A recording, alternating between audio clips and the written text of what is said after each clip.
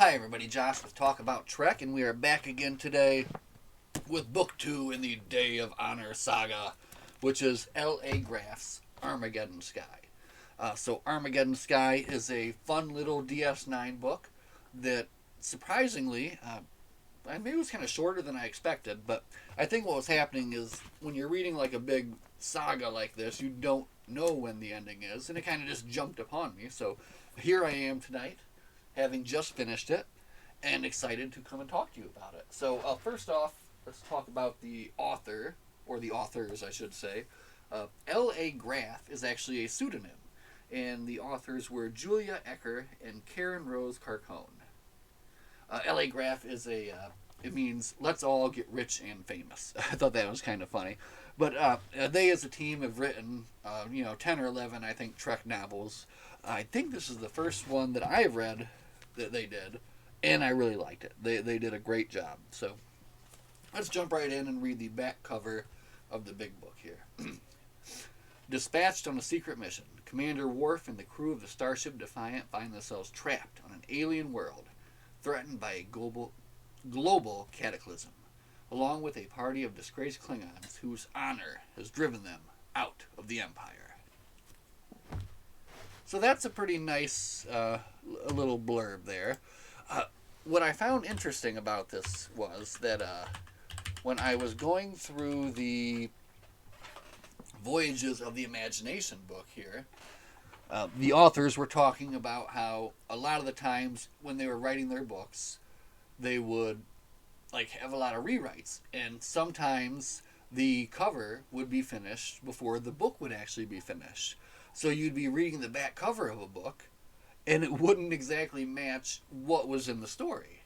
And that's something that I have noticed in a few different novels, actually. So maybe that's something that's happened before. But what was interesting with this was that if you go on to Memory Beta and you read the summary of the book there, this book talks about basically a whole plot point that it seems they cut out at the end. So I have the feeling that this was one of the typical, which they talk about, L.A. Graff moves of kind of the cover got finished before the book, so that the back synopsis doesn't actually match the story.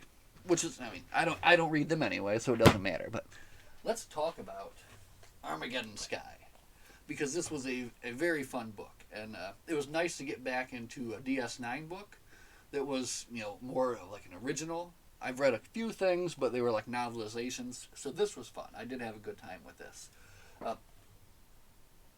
Basically, it starts off with a holodeck scenario with Kira and Odo, Dax and Worf, and they're in there kind of like doing like a simulated battle sequence and working off, I guess, kind of some pent-up frustration because Worf denied Dax's request to go see this wonderful comet fall that was happening at a planet called KDZ E25F. Very, very good. So Worf came up with a million reasons why the science officer should not be leaving just to go do this, and because of that, Cisco denied her request, and she was not able to go. She was a little upset, and that kind of led to this whole situation here. They're interrupted by a message from Commander Cisco, who says, report to ops, and they have a new mission. A science vessel, the Victoria Adams, has been reported missing. This is actually the same vessel that Dax wanted to be on. So kind of some vindication for Worf there, I suppose, because immediately there definitely was some trouble there. So it is the job of the crew of the Defiant now to go out and investigate what happened to the Victoria Adams. So they head towards this system, which they find in a kind of a terrible state. So the first two planets in the system close to the sun have already been wrecked and destroyed, and there's just all this debris that's kind of going around and around and around and getting ready to destroy this system, or destroy this next planet, this KDZ E25F. So comets continually impacting the planet. When they get closer, they get a message from the Victoria Adams, who has sent a message through. They lose some of the message, but Odo, who's able to read lips, picks it up and kind of gives them the down low that this Victoria Adams has drawn off a Klingon blockade that was surrounding this planet, adding a new layer to this, and deposited all of the inhabitants of this science vessel onto the planet. So now the crew's got their mission. They know what they got to do. They have to get these science vessel inhabitants off of this planet. And one of these people is apparently a VIP because the Starfleet brass is very excited about getting this done. So they send a away team down to the planet. They do Dax, Kira, Dr. Bashir, and I think that was it for the away team. But they go down to the planet, and what do they find but a planet of exiled Klingons? Well, the first thing they find, and this is kind of important for later in the story, is well, first I'll describe the planet. So it's described as kind of like an undergrowth. So the whole thing is like this growth of like vines and weeds, almost like impassable to get through. You have to like walk on top of this mass of vines and weeds. But when they get there, they find that it's inhabited by these Klingon exiles. And the first thing that they find is this nasty giant pile of these huge animals that have all been slaughtered and then kind of left to rot in this giant pile. After that, they meet upon these group of kind of outcast Klingons, and the leader of that is this Gordek, who kind of gives them the lowdown that they're Klingon exiles and they were sent there, and leads or tells them like there's another village that they can move further on to. So they meet then the aparte of the Klingon tribe there, and this is the House of Varg, and this is what the back of the book said, but didn't happen. So the House of Varg has been exiled to this planet, and in this book, I don't think they ever explain why they're there. They did something, and for a matter of honor, they've got to stay on this planet. So that's what we know, basically. The back of the book, however, or not the back of my book, but the back of the original book, the summary there says that they have to stay on that planet because of... My heater's going, excuse me. Because of something to do with Worf's family, with the House of Moog. But, man, I looked back through the book again after I finished it, and I couldn't see anything in there that had to do with that. So I think that's one of those situations where the authors rewrote the book, but the cover and the back blurb was already done and printed. So they just went with it. So just kind of interesting little side note there. But anyway, Sisko and Dax and Bashir meet the Klingon exile clan there. And basically they're trying to find out where the scientists are. What has happened to the crew of the Victoria Adams. And in that camp they do have one person, only one, that was kind of sent to them from somewhere else. So they talk with this other person who basically gives them the message that we are going to hold your scientists hostage until you guys find a way to deflect these asteroids from hitting our planet. So that kind of cues the B story here in the story, which is the Defiant with Sisko, Worf, and O'Brien, and then some other little hands there, just kind of working through the plan of how can we stop these asteroid impacts from hitting the planet so that we can rescue our people. So that sets up your A and your B story. And everything is moving along at like a very fast clip here. Done really well. I'm going to check my notes here and see exactly what we are forgetting. Okay, so the Klingons of the House of Varg have been exiled to this planet. Kira, in her kind of travels, has met one that is not part of this group. Her name is Katerin. She's kind of separate from all these other ones. And then when Dax and Kira are out kind of doing some reconnaissance, searching for the scientists, Dr. Bashir is kidnapped by this Katera. And this Katera brings her to this other, what she calls this kind of group of people here. But at first when he sees them, he thinks that they're just animals. So there's kind of two other species I'm just ranting on this thing. There's two other species on this planet. You have the Banshee and the Ziri. And the Banshee are these very huge animals, maybe as large as like elephants, but maybe not as tall. And they are able to go through this very thick underbrush, clear it, smash it, leave trails. And then, almost in like a symbiotic relationship, you have this other species called the Ziri, who at first Dr. Bashir just assumes are like primates. They look like little lemurs just kind of running around, and they go along with this Banchories to and follow along on their trails, eat the bugs that they kind of kick up as they're going along. So they have this kind of relationship. But this Katara kidnaps Dr. Bashir to take her to the village of the Ziri to help them because they've been affected by these comet strikes as well. So at first he's like, well, I mean, what can I do? Like, they're not going to talk. I'm just trying to heal these animals. I need to be dealing with people. But he kind of works with them a little bit and sees that maybe there's more than meets the eye. They're not quite just a primate, that maybe there's more to them than that. So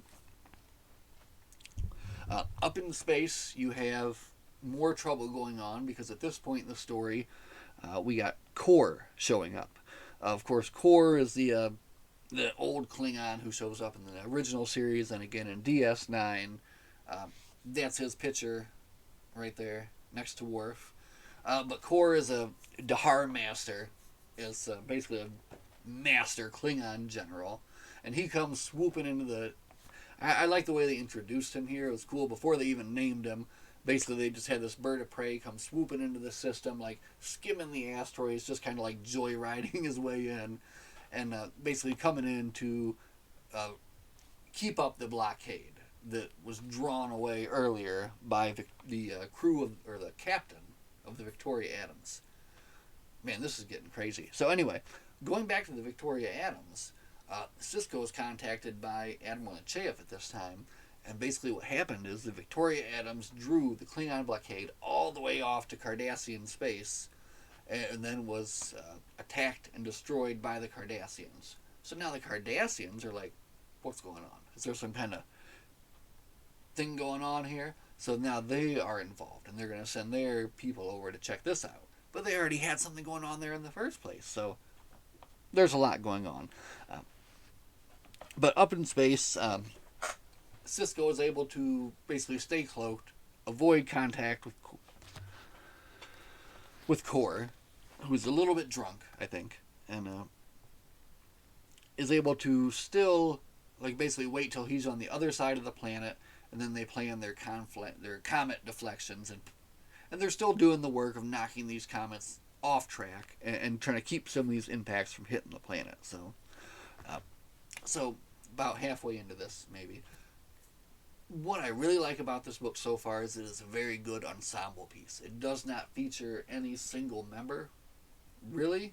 Maybe Dax and Kira, but I don't know. I would say it is probably an even split between all of the main characters here, which is good. It really does a good job of doing that. The authors do a really great job of kind of spreading the story out and keeping everything interesting the whole time you're going through it.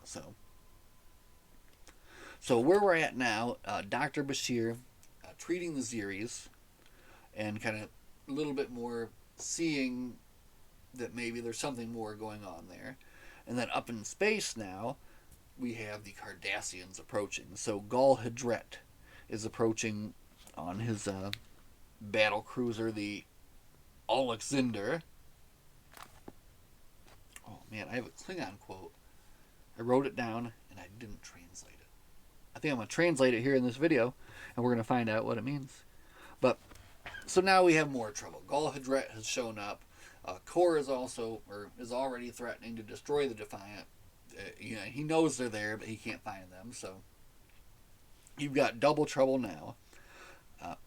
But now, those down on the planet get to learn a little bit more about what's going on here. So as we go towards the end of this video, the details will kind of blend together a little bit, but we'll hit the broader strokes of the story, I think, basically. What happens is that down on the planet, Dax and Kira find out that initially the Cardassians were saying that they were interested in the planet and everything, or what it had, because they needed help with their Patarvo fever that was hurting their children. But not so. Those dirty Cardassians were lying again.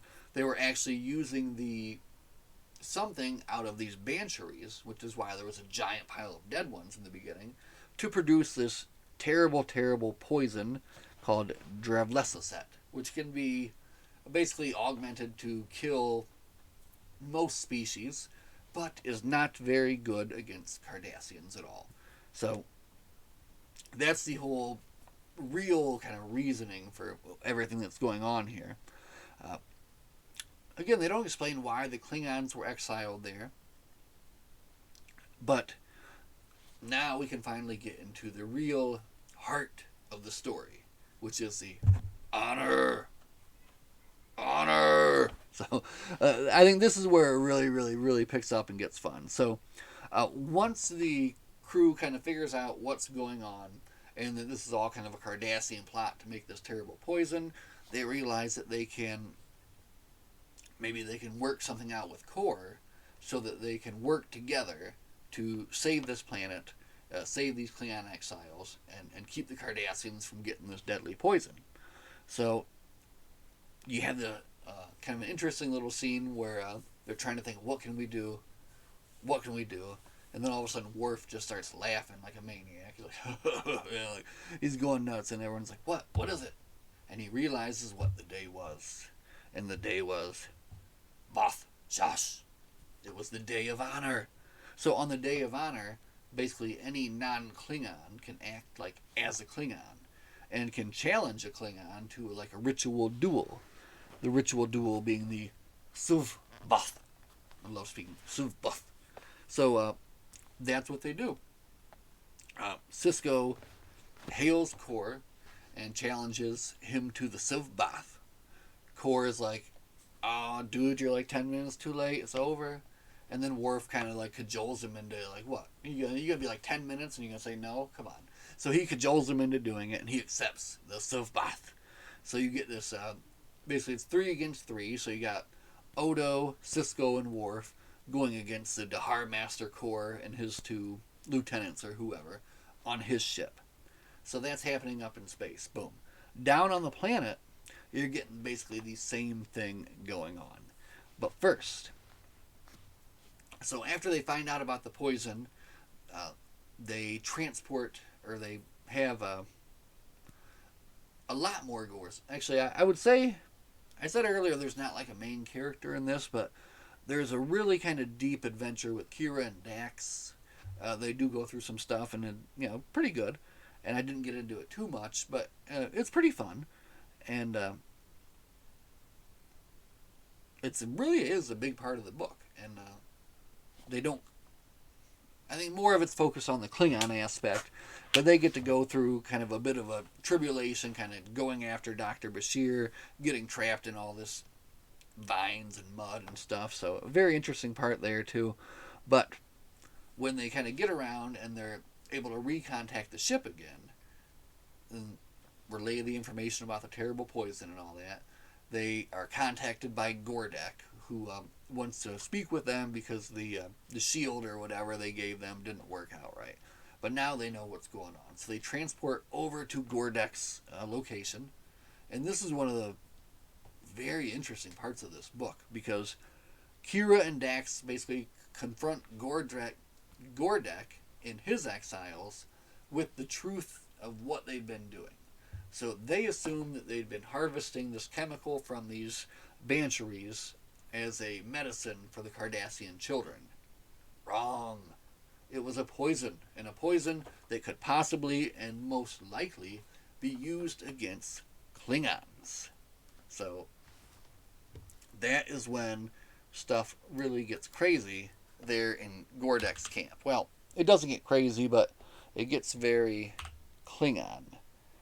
And I probably won't be able to get this Klingon typed out. But basically what happens is, as soon as they reveal that to the Klingons,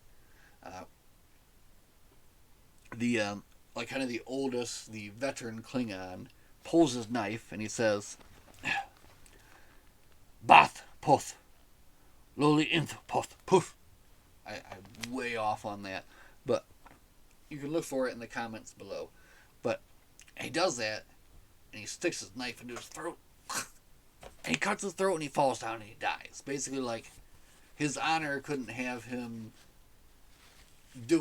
living with that. You know, he had, like, the only way he could get rid of the stain on his honor would be to kill himself after he had unknowingly basically harvested all of this poison that could be used on the Klingon homeworld.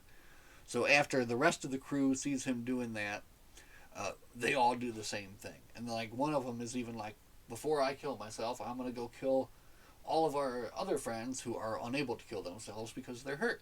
And everyone's like, yeah, that's real honorable. Go do that, man. Wow, right? So anyway, he does that. They're all dead. The last one standing there is this Gordek. And Dax is looking at him. And I thought this was really cool. Dax is like, and she says softly, Gordek, you also have your knife. But Gordek, he has no honor. He has no honor. And he attacks them. They subdue him and basically beam him up to Kor's ship. His fate is left to be, it's left unknown, but as you can imagine, I don't think things worked out very well for Gordek. So after that, now you get Kira, Dax, and they at this point have teamed up with Katarin, who has reunited them with Dr. Bashir. And Dr. Bashir, in the meantime, has discovered that the Zira are indeed a sentient species, and that they are able to communicate through like radio waves, basically. So once he figures that out and he attunes the tricorder to do that, he's able to get the universal translator to pick up their language, and he's able to communicate with them. So see, there's so much going on in this book. It was so very good. 12 chapters. It felt like it was very short, but so much was happening in this. As I'm kind of recounting it all now, I'm like, wow, they really did fit a lot into this little book.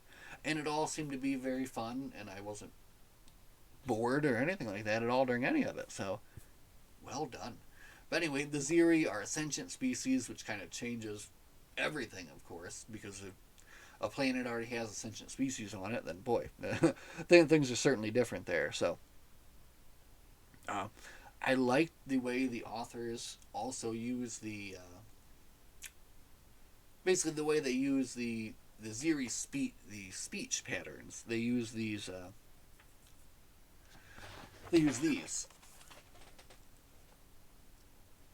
And I don't know the name of it, and I should have looked it up beforehand. But you can see like these little things that look like little arrows there. So they would have like the speech of these Ziris, like, and then inside these little bubbles would be like adjectives describing kind of like how they were talking. So it's just an interesting way of like how the translator was converting their species into something that was understandable for Dr. Bashir's human ears. But anyway, Dr. Bashir meets back up with everybody. Kira, Dax, and Katarin have challenged the epithet of the Varg House to the Suvbath. So you've got these two scenes, these two kind of combating scenes in the end of the Suvbath. And our crew at the DS9 has got to win to save these planets, save these scientists, and do what they can. And do they come through? Of course they do. Of course they do. So I won't go into exactly how it happens, but each little battle is fun. It has its own kind of little ups and downs of how it goes down. And the battle between Kor and Worf is especially pretty cool, I thought. So, in the end, of course, the crew of the DS9 comes out ahead. They're able to win both of their Suvvaths. So with the win, basically you get to like request something. So Cisco is able to get Kor to work with them to kind of implicate the Cardassians in what they're doing. And then down on the planet, Kira and Dax are able to get the remaining Klingons, like the children of the clan, underground and into hiding before the remaining comet impacts will come. Because out in space, what has happened? Gul Hadret has scooped up a whole ship full of comets. He's got like a whole bunch of them in front of him. and he's aiming them directly for the planet. And there's not a lot that anyone can do. So on the planet, they have to get underground, and in space, the idea is basically remain hidden, and then once everything is all said and done, we're going to catch the Cardassians in the act of trying to go down and get some of their dirty poison. So that's what they do. Everybody gets underground. You have some interesting scenes of the comets hitting. The repartee of the Varg tribe decides to stay outside and basically die with honor, kind of completing her honorable exile, but then letting the children live, in exile on this planet is like a new house. So that was kind of interesting. You also have the it was just the whole interactions, I guess, between Core and Cisco and the Klingon in the end were all very well done. Now, in the end, they do, of course, catch them in the act of trying to go down and get their dirty poison. The Cardassians warp out of there as quick as they can, and they declare the planet a protectorate between the Klingons and the Federation. So everything kind of wound up really fast. Like I was saying before, when I was reading the book, I didn't know how far along I was into it. I was thinking maybe this is 20 chapters, and I'm here at 10, so we're a good halfway. But then all of a sudden I'm at 12, and boom, the book is over and it's done. And I was very satisfied. Very satisfied in the end. So let's wrap this up because this is dragging on. I need to make these videos a lot shorter. Alright. Armageddon Sky. Very fun DS9 ensemble piece. Okay? You've got a lot of people featured. You've got a lot of different things going on. And then, even though the authors said that they didn't know much about Klingons, I think they did a good job in writing these Klingons. Especially like the whole stuff with Gordek's crew was very cool, and then just the different views on honor that were presented and dishonor by some of these people here. So, wow! In the end, very good. I would give this an honor out of 10, maybe 10 honors out of 10, and recommend it to anyone who wants a little fun DS9 adventure and some little Klingon goodness. So, as always, everybody, thank you so much for watching. Glory to the Empire.